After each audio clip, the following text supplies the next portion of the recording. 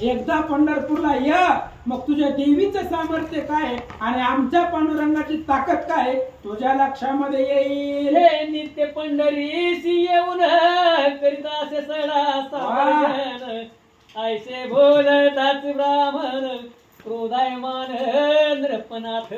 त्या विप्राने सांगितलं, राजा तू ज्या देवीचं वर्णन करत होता ना, तीच देवी पंढरपूरला रोज सकाळी येते आणि पांडुरंगाच्या पुढे सडा समर्थन करते. तुझी देवी, ज्या देवीचं तू वर्णन करायलाय ती देवी माझ्या पांडुरंगाच्या पुढे झाडून काढते.